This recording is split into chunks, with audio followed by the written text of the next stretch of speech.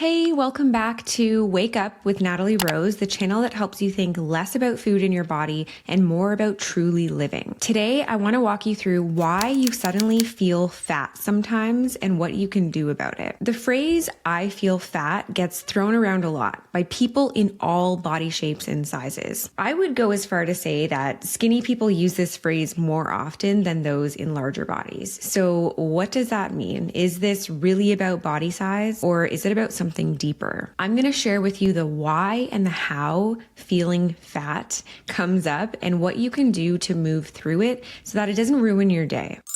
So let's start with this. The next time you catch yourself feeling fat, I want you to pause. And I want you to ask yourself this very simple but not always easy to answer question. What am I really feeling right now?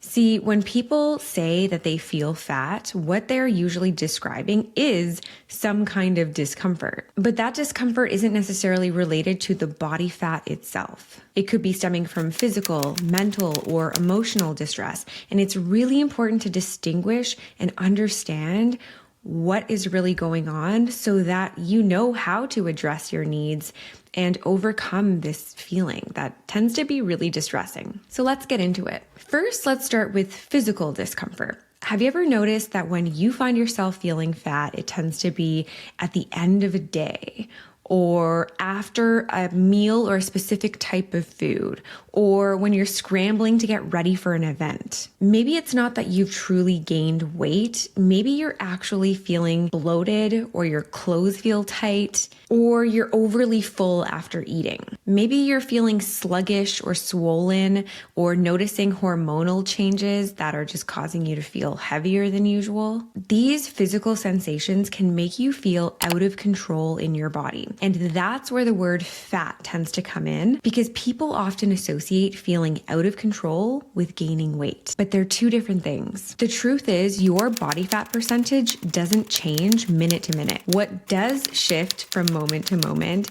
is how you're perceiving your body. Some people are more sensitive to sensations in their body, and this heightened sensitivity can be due to a variety of factors, including neurological differences, emotion regulation, past trauma, and mental health conditions. This might mean that it's easy to associate discomfort with being fat or gaining weight. Or maybe because you are concerned with weight gain, you assume that the discomfort you're feeling in your body is related to gaining body fat. But what I want you to focus on is how you are feeling in your body in that moment, not how much fat you're carrying. And what's really important to remind yourself in these uncomfortable moments is that what you're feeling is a momentary feeling, not an irreversible transformation. And on the topic of physical discomfort being disguised as feeling fat, let's get into some physical conditions that can be related to this. Did you know that people with chronic pain or illness, such as fibromyalgia, chronic fatigue syndrome, or other autoimmune disorders, can become very sensitive to changes in their body? Because these conditions often involve fluctuating pain, fatigue, or discomfort, which make individuals hyper aware of even small changes or shifts in their physical state. Interoception is the sense of the internal state of the body. Some people, whether or not they have an autoimmune disease, are just naturally more attuned to their body's internal sensations, like heartbeat, hunger, and temperature. This is because of how their nervous system is wired. People who are highly sensitive in this area may notice even the slightest shifts in their body, such as a subtle change in heart rate, digestion, or muscle tension. So if this is you, you might find yourself feeling fat more often than, say, the average person who is less attuned to their body's sensations. So that was a little insight into physical discomfort that can be contributing to this feeling of fatness. And the reason I'm going into this in detail is because in order to be able to move through this feeling fat, you need to understand what is actually happening in your body and in your mind, because being able to accurately label your feelings and sensations and thoughts helps reduce that out of control feeling and essentially helps you regulate your emotions. Okay, so aside from physical discomfort, there's also mental discomfort, and that's what I'm going to get into next. In these moments when you're feeling fat, you might be feeling overwhelmed.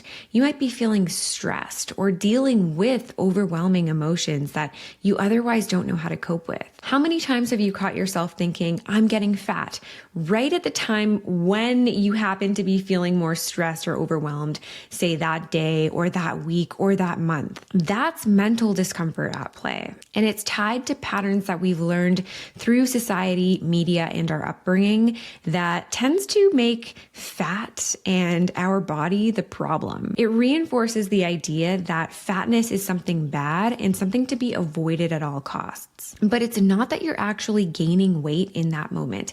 It's that your mind is creating a narrative where fat becomes a stand-in for all of the mental chaos that you may be experiencing. Your mind wants to very quickly categorize the discomfort and make sense of it. And fat is an easy label, especially because it gives you something to focus on. Think about it. If you decide that your problem is body fat, then you probably go straight into planning your healthy meals for the week and your exercise regime and how to lose weight. And then boom, there you go. Your problem is fixed. You found a way to solve the discomfort and to fix the feeling. But what if the problem isn't your body fat? What if you don't need to lose weight? You're healthy, you're fine, and that your stress and overstimulation is really coming from other things? This comes up all the time with my clients. A client recently shared with me that she's been feeling great with her relationship with food. She's not binging anymore. She's not restricting anymore. She's eating freely. She's not consumed with food noise. And she's been eating in a balanced way that has been meeting her body's needs. But recently, over the past few weeks, she's noticed increased thoughts about her body.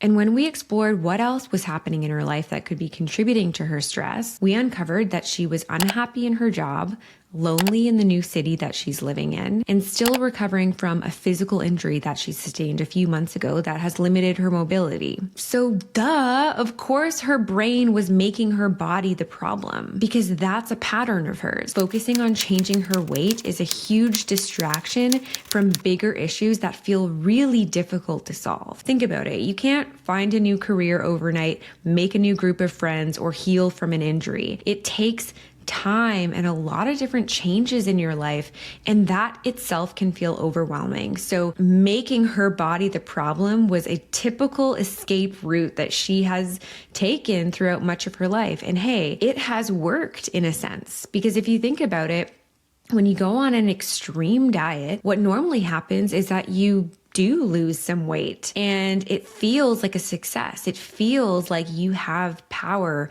and control over your body. But what happens is that the consequences of that rapid, unhealthy weight loss lead to more distress, and the original root of the problem that was causing your stress in the first place was not even close to being addressed. So that still exists and is overwhelming you. So we know that that's not an option for her. So what we're working on together is helping her find other suitable job options, other ways to meet new people, and helping her get back into some gentle form of movement where she can start to feel more autonomy in her body without necessarily focusing on weight loss or getting preoccupied with her body fat. And finding other job options, meeting new people, and getting back into a healthy form of movement is going to help her feel better in her body and in her mind. And when you feel better in your body and your life, you don't have as many feeling fat moments because you're not as dysregulated. Feeling fat often comes from feelings of dysregulation, which essentially means that you just don't know how to address and cope with your emotions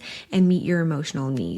On the contrary, anxiety and stress can contribute to physical, mental, and emotional discomfort, which can make someone more aware of their bodily sensations, especially sensations that feel uncomfortable or out of the ordinary, which leads us into the part of emotional discomfort. So when I asked you in the beginning of the episode, what are you actually feeling? And we went through some signs of physical discomfort, mental discomfort. I'm going to talk about emotional discomfort. I feel fat is often a proxy for deeper feelings, especially the unpleasant ones like worry, insecurity, shame, anxiety, anger, guilt, even a sense of feeling exposed and vulnerable. And it's so much easier to focus on a perceived flaw in your body that you feel like you can fix than to address the bigger emotional or life challenges that you're facing, just like I described with my client. If you're feeling out of control in your life, whether it's about your career, relationships, or self-worth, focusing on your body becomes a perceived way of regaining control. Another reason why some people could be more prone to feeling fat than others is because they are emotionally reactive. Being a highly emotional or a highly sensitive person can make you more aware of and affected by your body's shifts. For example, I've always been an emotionally sensitive person. I never considered myself an emotional person because I tend to keep my emotions inside, but that didn't mean that I wasn't feeling them. And I think this has played in largely to how quickly I could notice when I was starting to feel bloated or how my body changes from day to day. My brain just picks up on those changes, I think, more easily than others because I'm sensitive. And this is something that might be affecting you too. It's kind of a curse and a blessing because being a highly sensitive person, you're also attuned to the emotions of others, and that can make you a really empathetic and caring and thoughtful person. But it can also feel like a burden because it's hard to be feeling things so intensely all the time, right? And so feeling fat happens more frequently for people who identify as being highly sensitive. But here's the thing, focusing on that feeling of fatness doesn't actually address the root cause. If you're not feeling good in your relationships or you're struggling with a major life stressor or even just day-to-day stresses, focusing on your body isn't going to fix those issues. In reality, the fat feeling is just an emotional smokescreen. It's a distraction from the deeper, more complex emotions hiding underneath. Now, before I get into why the word fat is often tied to such unpleasant emotions, I know some of you might be thinking, no, I am just fat. Or no, I really have gained weight and that's why I'm feeling fat. And that is valid. If you have gained weight, then it's a reality of your body. I'm not taking that away from you. But here's the thing, feeling fat,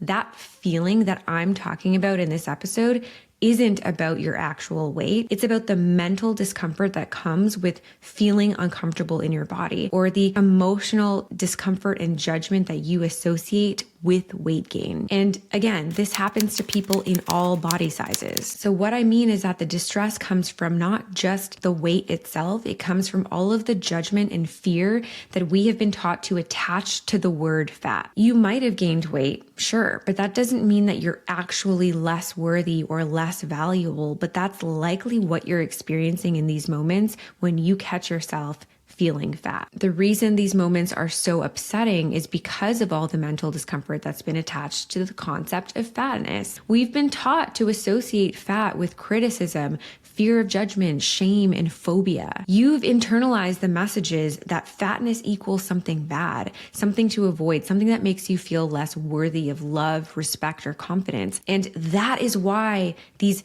feeling of fat moments are so distressing. And that's what I'm trying to help you get to the root of, is the why. Okay, maybe you have gained weight. Why is it so distressing? Because here's the thing, when you have a healthy relationship with your body, you don't sit there berating yourself for feeling fat. Instead, you know deep down that your worth is not tied to your body size, appearance, or weight. You know deep down that your value as a person hasn't changed. It's not contingent on what you weigh or how you look. You are not your body. You are so much more than that. And even a person with the healthiest relationship with their body can still feel uncomfortable due to weight gain, sure. But there's a difference between feeling uncomfortable and responding with compassion and respect versus the way that we typically respond when we are someone who often deals with, I'm feeling so fat. When you truly respect your body, you make choices from a place of self-care. So if you choose to lose weight, it comes from a healthy place of wanting to nourish your body and feel good in it, perhaps as a part of achieving fitness goals or simply because it feels empowering to be strong. But the key difference is you're not doing it out of fear or the belief that you need to control your weight in order to feel worthy or valuable. The intention is important. It's about shifting from a mindset of, I need to lose weight to feel good about myself to, I'm nourishing my body and setting healthy goals around movement because I want to feel good in my body. When weight loss is rooted in a place of self-respect and care rather than fear or shame, it becomes a much healthier process, one that aligns with how you want to feel, not how others might perceive you. So whether you've gained weight or not, the issue is not the size of your body, but the emotional weight and judgment that you carry around the concept of weight gain and fatness. Let's start unpacking that and unlearn the harmful narratives that you've internalized. So the word fat has become a euphemism for all kinds of uncomfortable feelings. We've been conditioned to believe that fatness equals wrongness, failure, and shame, but it's not that you're literally fat in that moment. It's that you're uncomfortable in your body and you've learned to link that discomfort to the idea of fatness. And as I mentioned before, this is especially harmful because your body fat doesn't change from minute to minute. Another thing I want to mention is that if you are someone who is stuck in a cycle of chronically undereating or dieting, malnourishment, or anxiety around food, then there's been a disconnection with your body. And when you feel disconnected from your body, there's an imbalance. And when there's an imbalance, that's what often triggers this distorted feeling of fatness. The way that you're actually seeing your body may not be completely accurate. And this is very true for especially those who are quite thin, because their feeling of having gained all this weight is not realistic. And since we know that our body fat doesn't change from minute to minute, what we know then is what is changing in these moments is your perception, your emotions, and your mood. Your body is just signaling to you that it needs balance, care, and self-regulation. It's not about your fat levels. It's about a mismatch between what your body needs and what it's not getting. Okay, so what do we do about it? How do we interrupt this cycle of feeling fat and get back into balance? First and foremost, if you are not eating enough to meet your body's needs and you are experiencing this body dysmorphia, this warped perception of how much body fat you really do have, then the first step is always going to be nourishment. Bottom line, in order to be able to cope better with feeling fat, your body needs to be nourished. You need to be eating enough to meet your body's needs. Next is mindfulness and inquiry. The next time you catch yourself feeling fat, I want you to pause and ask yourself, what am I really feeling right now? Are you actually feeling some of the signs of physical discomfort that I went through earlier? What are you experiencing mentally? Is there any mental stress, things going on in your life that are contributing to emotional imbalance? Are you feeling emotionally overwhelmed? And what are the emotions that you're feeling in that moment? If you really feel that you have gained weight, what emotions is that bringing up for you? Is it bringing up shame? Is it bringing up criticism? Is it bringing up judgment? Is it bringing up hatred? Is it bringing up disgust? Clearly describe your emotions and sensations, such as guilt or bloating or constriction. Don't say, I think I look bad. That's not a feeling. That's not a sensation. That's an opinion. And that opinion 100% is making you feel worse. So try to let go of judgments and opinions in this moment and really just try to focus on the facts. What are the sensations you're feeling in your body? What are the names of your emotions? And I know this isn't easy for everyone. It can be really difficult to label our emotions. Something that people often find helpful is just quickly Googling a feelings wheel. It can just help give you some ideas to put words to what you're feeling. And again, I mentioned this before, but even just this simple practice of putting words to your experience is an emotion regulation skill. So it is helping you reduce the intensity of the emotions that you're feeling. Another thing is when you do this, you're giving yourself permission to feel what's really going on instead of jumping to a conclusion like, I need to lose weight, I need to fix my body. There's something wrong with me. By acknowledging your discomfort without judgment, you open the door to healthier responses. You can choose to take care of the discomfort rather than letting it dictate your thoughts and actions or result in a shame spiral. Another way to soothe yourself in these moments is through physical comfort. By applying physical comfort, it helps soothe your nervous system. Try using a weighted blanket or even asking someone for a tight hug. Curling up into a ball can also give you a sense of safety and comfort in that moment. These simple physical strategies help your body regulate, and it can help reduce that intense fat feeling that is coming with so much discomfort. Because it's not about controlling your body or forcing it into a smaller shape. It's about creating a sense of safety and comfort in your body, because that is what your body is needing in this moment. Bottom line, when you say you're feeling fat, you're feeling unsafe. Whether it's because you've actually gained weight or whether it's because there's some kind of dysregulation happening in your body that you've just associated with fatness and weight gain. Either way, you're feeling out of control and you're likely feeling a lot of judgment and criticism, which doesn't feel safe to our brain. And so another way to self-regulate is called embodiment. Now, you can practice embodiment through yoga, through gentle stretching, or even through a walk that reconnects you with your body in a grounded, nurturing way. That's what embodiment is. It's being in your body versus being a critical observer of your body. These physical activities help reduce the tension that builds up when you're overly focused on controlling your body. Instead of fighting against it, you can move with your body, supporting its natural rhythms. And when you do something physical that feels good, like taking a walk or doing light stretching, you're really teaching your body that it's safe to move. It's safe to be. It's safe to exist without needing to control or label it. Applying these practices of mindful awareness, physical comfort, and embodiment,